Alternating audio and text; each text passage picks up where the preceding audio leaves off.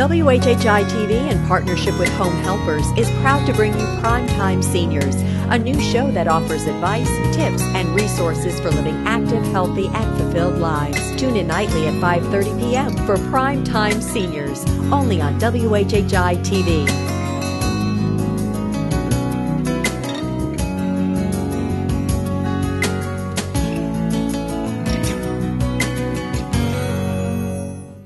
Primetime Seniors is brought to you by Home Helpers of the Lowcountry, providing safe and independent in-home care.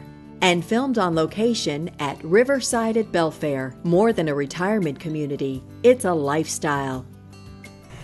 Hi, welcome to Primetime Seniors. I'm your new host, Donna D'Amico, and welcome to Riverside at Belfair, where we will be holding a new discussion type format for our new show. And Debbie Morris will be one of our regular panel members. She's with Home Helpers of the Lowcountry. Hi, Debbie. Hi, Donna. Doing great. We'll also have joining us regularly Laura Williams, who's the executive director here, where we are filming at Riverside at Belfair. She'll be one of our regular members every week. And joining us as our guest today is Linda Hopkins, who's a wellness coach. And since it is July, we will be focusing on celebrating senior independence and wellness. So welcome, everyone. Thank you. We're filming actually at the beautiful Riverside at Belfair, and this is their library. And we'll be meeting here every week to discuss various senior issues and wellness. And so Linda is a wellness coach whose business is Lifescapes Coaching, and she also works on a contract basis with Hilton Head Health Institute. So anyway, I just have to start out by asking, what is a wellness coach? Okay, a wellness coach is different from, it's not like counseling and it's not like therapy. Sometimes people think it is. Think of it more like an athlete's coach. Every great athlete has a coach. And so I would be the coach for you if you wanted to increase your wellness. And like the coach is never out on the field with the player, but the coach is the person behind that athlete, behind the scenes, helping that athlete to be the best he or she can be. And that's what a coach does. I coach you for your goals. You set your own wellness goal, and then we set weekly goals to help you achieve that wellness vision, or the way you see what your life should look like, or what you want your life to look like. And we take it in small, doable steps so that you can get there. It's really exciting work. You know, does everybody think that the goal, I'm working on wellness goals, they don't have to be just weight loss, right? It could be increasing your stamina, right, or something like that. Absolutely. And then how do I decide what my goals should be? It's totally up to you. Every individual is different. I have multiple clients who all have a different set of goals, and it's a matter of me getting to know that person and understanding what they see as their ultimate vision. And this is sort of where we start with coaching. We start with playing what I call the end game. And the person is asked to create a vision for herself and pretend that this already exists. She already has this life. This is her, she has her ultimate body. She is fit and well. And what would this life look like? And then I usually recommend that they just start doing the things that they would do to maintain that, should they already be there.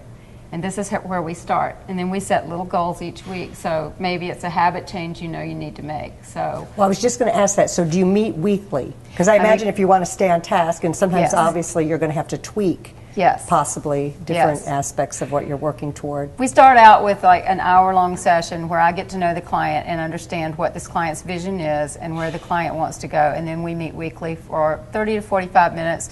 I meet mostly by telephone. I have some face-to-face clients, and then I have a lot by telephone. And we go over the goals. We go over what happened during the week. Because, you know, here's the thing. Weight loss and wellness, it's not just about food and exercise. It's about life. It's about everything that's going on in our life. It's how we manage stress. It's the quality of our sleep. It's everything. So it's not just a program of, okay, I'm going to exercise for 30 minutes today, or I'm going to eat my fruits and veggies, which, yes, those things are important, but it's about a lot more than that. It's about coping with life and dealing with life. Well, because we know life throws curveballs daily, as you probably know, Laura. Absolutely. Working here at the Belfair. So could you tell us how you can maybe, someone could benefit from this at this facility? Absolutely. You know, we help seniors for independent living, and so for them to maintain a healthy lifestyle, we want them to remain as independent as possible for as long as possible. And I agree, it's not just about weight loss and everything. Wellness is about so many different aspects of your life, and having control over those aspects of your life. And so even for seniors, I think that's very important. That way they can be productive in the local community and stay healthy and happy. Mm-hmm. And then weight loss is not the only thing too, it's weight management. This is very important, because if we're carrying around extra pounds on our body, it sets us up for things like diabetes, arthritis, back pain, many problems that seniors have. And these are the things that we need to address now so that we can continue to live independently. Well, it affects everything. I know Yes. knees, joints, and if we can maintain an optimal good weight, you're just healthier all around and feeling good about yourself. Absolutely. And obviously that's what we want to tout here is independence, because I think everybody, I just know from personal experience with my 99-year-old grandmother, she was lucky to live by herself up until she had to go into hospice, but it was so important to her to have that independence. But of course, along the way, she did need help with certain things. She did get to be a little forgetful with her medication. I was telling Debbie earlier that at one point, I think she was 95 years old, she couldn't drive anymore. It just wasn't safe. So bits and pieces get, I think, taken away from you, and I think it can be a little difficult, but it should be, because as I know with your business, you're there to fill in some of the gaps where they just can't do it anymore, like possibly if they can't drive anymore, picking up little things like that, like driving them to the grocery store, their doctor's appointments. Right. Yeah. Yeah, everybody needs a little support, and I think what Linda's program offers that I don't know about everybody else, but I've had roller coaster up and down with weight, and I think the weight maintenance, the management is the big issue, because it's really lifestyle change and it's attitude. It's not about food. It's not about just that. It's about why you do those things. It's about changing your relationship with food. And yourself, I think, too. But I love what you're saying about that the physical health relates so much to someone's ability to maintain their independence, because it affects your total being. Right. If you want to continue to drive and play golf and have fun and live a wonderful life, got to take care of the body. Right. And the mind and the spirit. Right. The support you offer, is it just on a one-on-one basis, or is it something that you also, if someone has like-minded goals, do you do it as a group? Yes, I do offer group coaching as well, small group coaching of up to 4 people. Wonderful. Yes, and that can That's save somebody some money. Yeah. That sounds like a plan, a group session. But thank you so much for joining us. We appreciate it, and we'll be back right after this.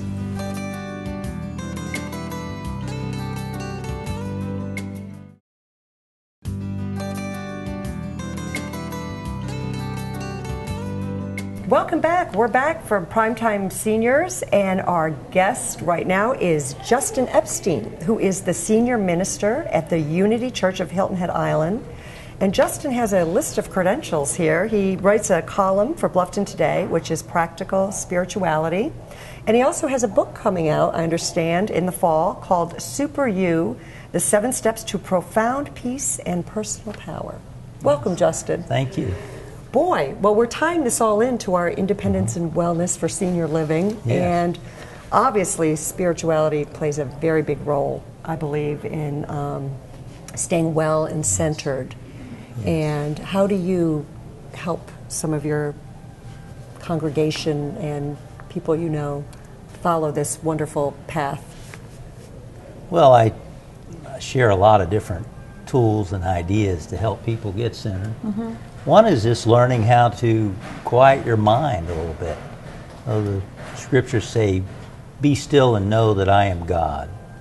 And it's amazing what's inside of us. If we'll just quiet the mind a little bit, we discover that there truly is a profound peace and an inner joy and a sense of well-being if we can learn to focus our thoughts and quiet the mind. And you hear a lot of people say, "Oh, I can't meditate, I can't do it, my mind wanders," and all that. It happens to everybody. It's just a skill, it's a technique. Well, and you're also a licensed yoga instructor. So I think that is an important part of, I've taken a couple of yoga classes. I really need to take a lot more because sometimes we get so busy and crazy. You're right, there's very little time to sort of focus and stay Yes. centered and clear the mind. But yoga, True. I think, is a wonderful tool Yes. to help people Yes. get on that track.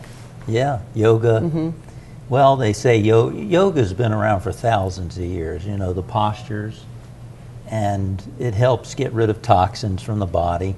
Originally, the postures were created to help people learn to meditate, to get still and quiet. When you're healthy physically, then you're able to quiet your mind. You know, it's all connected.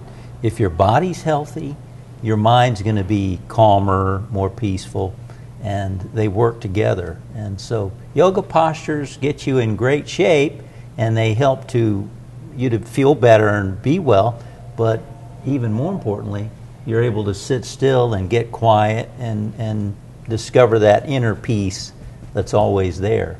Well, I think what's important too is flexibility, because I know as we get older, and I know yoga, there's different levels and whatnot, but I Yes. know there's certainly a level for everyone. Yes. But I think it's very important as we age to stay flexible Yes. with our joints, and so we can still perform some of the tasks that Yes. we need to do as we get older. So, Yeah, do you do these absolutely. classes for an array of ages? Well, I primarily I teach people how to meditate. And in our unity services, we always have a time for people to get quiet, focus the silence. mind, experience the inner silence. Because to me, that's what changes your life. You know, so I don't really do a whole lot with the yoga postures myself. I used to teach them quite a bit, but there's plenty of yoga instructors around. I like to get people into that inner joy. That inner peace, and to be around people who are tapping into that inner wellness.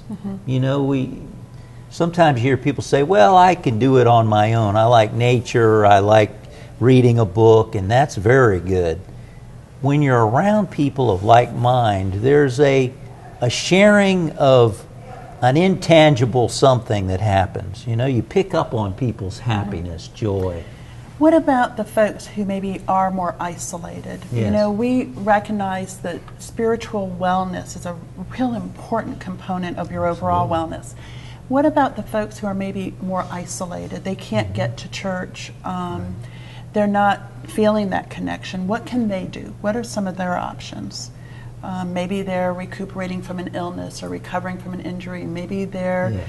depressed. They just don't have the energy to go out. Right. What are some options for them? Well, if they're in a group situation, like in an independent living, like Like Belfair here, here, yeah. well, the ladies and men who were here actually put together a Saturday evening service where they would, I did that for many months, came here and did a little service. One thing they could do is invite people to come and speak. The other is to form like a little study group. Pick a spiritually uplifting book. You know, there's a lot of them out there. Yeah. And have a little group where they can pray together, read, share a few ideas, discuss it. Just an hour a week or something like that, you know. And those are some things. Establish the habit of learning how to get still and quiet your own mind. I mean, from the spiritual dimension, none of us is ever alone, you know. Right. And a lot of people struggle with loneliness, and there's always that presence that's with us. You know, lo, I'm with you always. It's always with us. And if we cultivate an awareness of that and really feel the peace and joy that's present, we never feel really lonely. That's very true, like we were saying with the isolation. I guess if Yeah. your faith, if you're, Yes. even with reading the books or just practicing it, and I know we're supposed to be still every day and maybe read some passages from Yes. the Bible, or like you say, you have 7 steps Yes. to profile. What would a couple of the steps be? Well, instance? one of the steps would be to learn how to accept your human self. We have the spiritual dimension within us, but we also have emotions that we label negative. You know, we have habit patterns that we wish we didn't have. Well, that's part of the humanness, you know, and to let that be okay, to realize that I'm more than my emotions, I'm more than my habit patterns. I'm the one who's aware of those, and to to be able to be with the emotions that surface without labeling myself as bad having them, learning to accept myself, to feel good about myself as a human being. We're spiritual beings having a human experience. And I think that's important to realize. We're not human beings seeking a spiritual experience. We're spiritual beings having a human experience. And so to know that, then I can embrace my humanness.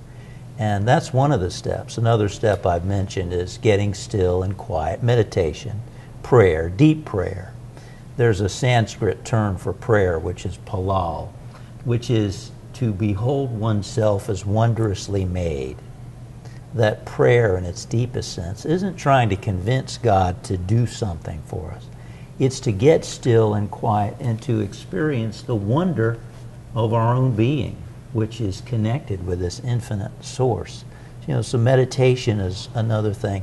Another is to what I call living in the super zone, which is to think about God through the day. There was a man named Frank Laubach, who was a missionary in the Philippines, and his family was in the U.S. He found himself alone on a hill in the Philippines ministering to these people. He decided he was going to do an experiment and every minute have some thought about God or either pray for another person.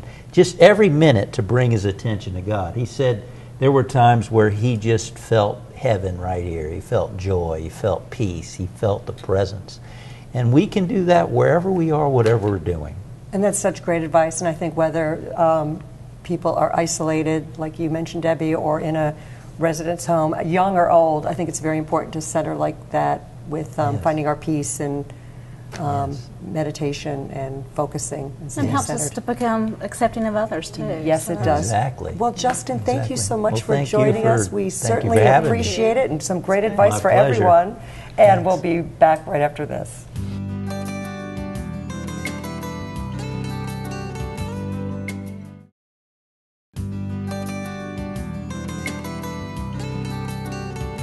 Welcome back to Primetime Seniors. We have with us, as our next guest, is Savannah Fuentes.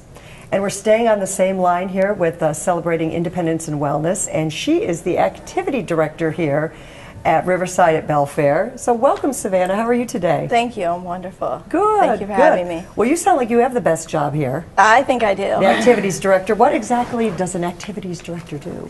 Well, I plan and help my residents with activities inside and outside of the building, and design a calendar that provides activities for both mental and physical wellness, and implement the residents' interest into the calendar.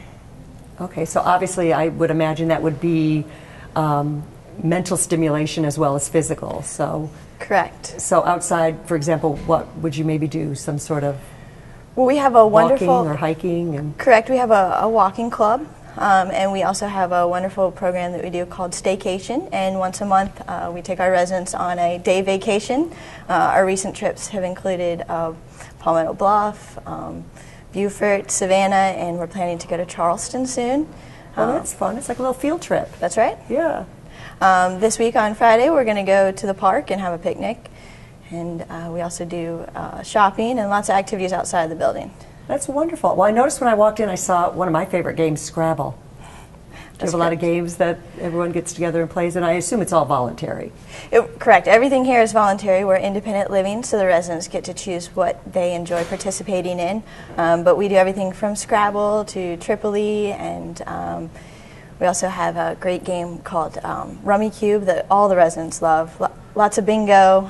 I love Rummy Cube and Bingo. Those are some of my favorite games. Do you get to play along too? I do. They invite me, so as long as they'll let me play, I'll play. And I know Savannah has actually done a program over the last about a month and a half, the rejuvenation program for the summer.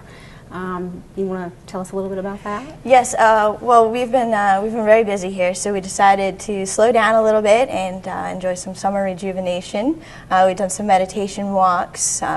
We've done some visualization, and we've had yoga, which was a great hit. Yeah, we just heard about the yoga. That's a wonderful thing to implement. Yeah, all the residents really enjoyed that, so we'll continue doing that. And it's interesting, yoga too has such a great benefit to seniors because it offers them balance strengthening. Sure. And so, which absolutely helps decrease fall risk. So it's wonderful. And the flexibility, I know, because I know it Absolutely. helps me when I do it. And do you have other, like if someone needs a little more rigorous type of exercise, do you have? Well, we do have a physical therapist that comes in twice a week and teaches an exercise class for half an hour, and they use weights and bands. So it focuses a lot on strengthening and balancing and keeping them healthy. So we can definitely do the gamut of the different types of exercise that someone would need. That's correct. And if they like to swim, we make trips to the pool so they can use the pool, the Bluffton pool. Well, that's good. Well, I did notice when I drove up, I saw the bus. Yes. So you schedule that to do the various field trips and then also, like you said, go to the pool. That's correct. We have our bus out almost every day doing those trips and keeping everybody busy. Savannah, what about some tips for folks who don't have the benefit of living in an independent living facility or have chosen not to and they are still at home? What kind of activities can they do that'll keep them alert or, and intellectually stimulated? I think a wonderful thing for seniors to do is the crossword puzzle in the newspaper every day. And what is it called? Sudoku. I don't know how to say it, but I love doing them. Yeah. It's another excellent brain teaser, and it's very good. And it's also important to stay physically active. Get out, walk, garden. Participate in anything that keeps you moving.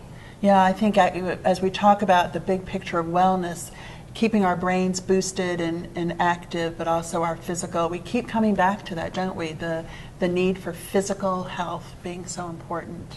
It's very important. They're tied together, so Yeah, I'm going to focus on both.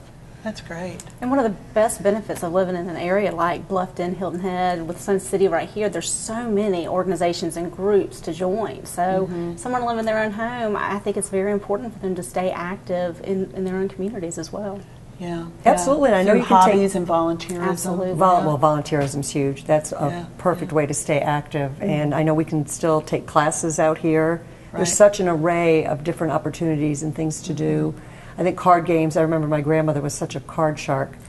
And bridge, of course, is a very challenging game. And I know she did a lot of word puzzles. So I think it's important to stay busy with all kinds of activities, whether it be volunteerism or, like you said, gardening. That's correct, it is. And bridge is another popular activity here. We have a bridge club and cribbage. So any type of cards that you can play. They play poker? And poker. We Yeah. do play poker. Seriously. They do, very My grandmother seriously. did. She never let me win, that's for sure. It was penny poker, and she was a killer at that. Well, that's fun. So, and like Debbie mentioned, things that people can do that aren't living, in a facility like this. There's so many different things, and I know they can join different clubs. I looked in the paper the other day, and I almost fainted at all the opportunities in the different clubs that are available in this area. There's a lot. I think it's on Thursdays in the Island Packet when they list all the local clubs. The local clubs that they can join and be a part of, just to get that, like you mentioned, the socialization aspect to get out. And the arts. I mean, we have such a wonderul arts council here, and May River Theater, and just there's so much. And I bet to you take do. your bus and take them to We some do, of the. absolutely, and they love it. So. Well, Smokey Joe's Cafe, I think, is playing next, isn't it, at the Arts Center? I think that's right. Yeah. Well, thank you so much, Savannah. It sounds like such a wonderful job that you have. I wouldn't mind that job. It's like being on the Love Boat and coming up with all the fun activities. It is a lot of fun, and thank you for having me. Thank you so much, and thank you so much for joining us here at Primetime Seniors with our guests Laura Williams and Debbie Morris, and of course our guest today, Savannah. And so until next time, live Primetime Seniors.